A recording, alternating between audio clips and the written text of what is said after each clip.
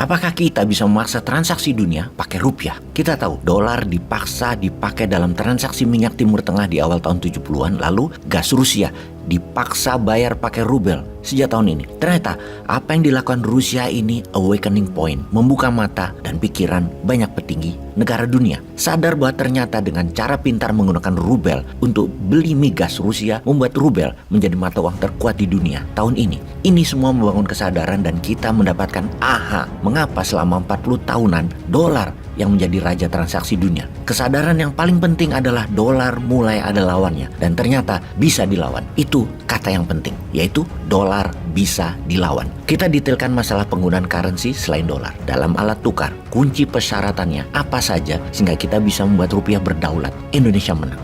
Kayak kampanye aja nih bosman. Ada 3 istilah bernegara di dalam memandang negara lain. 1, negara teman. 2, negara sekutu. Dan 3, negara musuh. Negara sekutu tidak akan pernah mengkhianati negara sekutunya atau mitranya. Tapi kalau negara teman, ya suka-suka mereka. Mana yang menguntungkan negaranya, yaitu yang didahulukan. Untuk menjadi negara kuat, kita harus punya sekutu.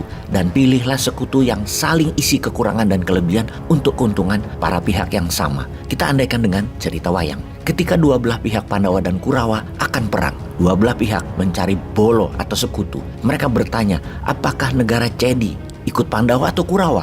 Apakah Jenggala ikut Pandawa atau Kurawa? Selain negara-negara, mereka juga mencari leader. Apakah Sri Kresna ikut Pandawa atau Kurawa? Apakah Adipati Karna ikut Pandawa atau Kurawa? Mencari bolo atau sekutu terlebih dahulu, itu hal penting. Apa jadinya kalau tidak ada yang mendukung negara Anda? Ya runyam, sok-sokan mau melawan, sok-sokan mau independen, tapi gak punya sekutu. Ya gak bisa begitu.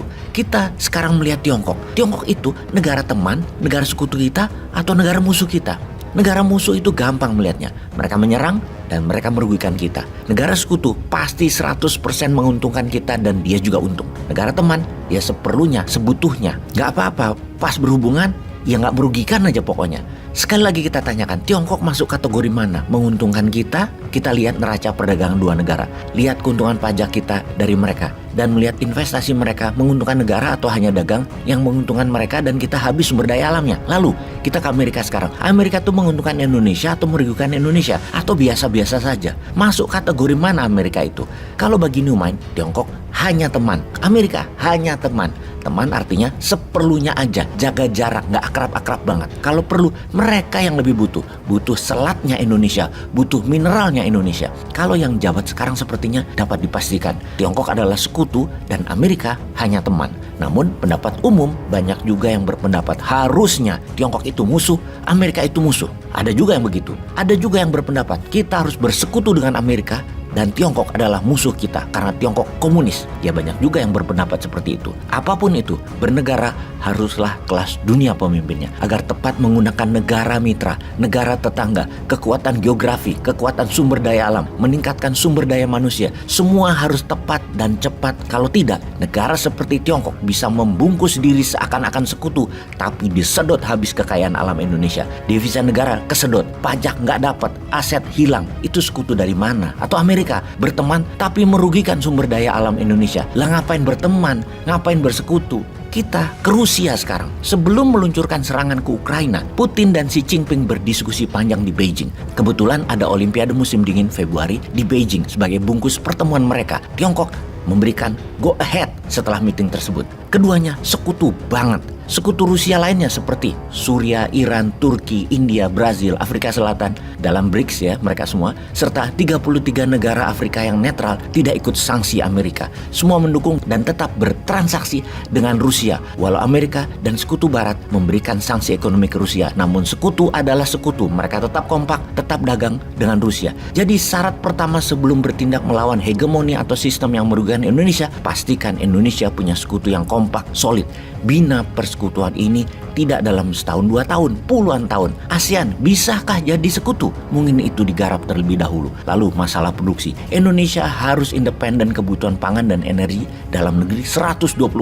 Bahkan bisa ekspor dan itu wajib. Rusia bisa melakukan penekanan pada wajib pakai rubel karena sudah independen pangan dan sudah independen energi. Negara berdaulat tidak banyak bergantung pada produksi negara lain. Bahkan kalau perlu tidak bergantung pada negara lain kebutuhan utamanya 100%. Bergantung atau berhubung berhubungan hanya dengan negara sekutu untuk pemenuhan kebutuhan. Terakhir, punya barang atau sumber daya kompetitif atau absolut sehingga banyak negara bergantung pada kita. Misalnya, ketika sumber daya tanah jarang atau rare earth Indonesia sudah menguasai dunia, dunia bergantung pada thorium Indonesia untuk listrik tenaga nuklir, tergantung pada neodymium dan lain sebagainya pada Indonesia. Dunia bergantung pada noble metal Indonesia, rhodium, osmium, palladium dan lain sebagainya. Ketiga hal itu ada, yaitu Indonesia punya sekutu, Indonesia independen energi dan pangan, Indonesia punya produk kompetitif dan produktif. Maka Indonesia bisa menyatakan mulai sekarang beli logam tanah jarang, thorium, neodymium, noble metal, precious group metal, semua bayar pakai rupiah ya.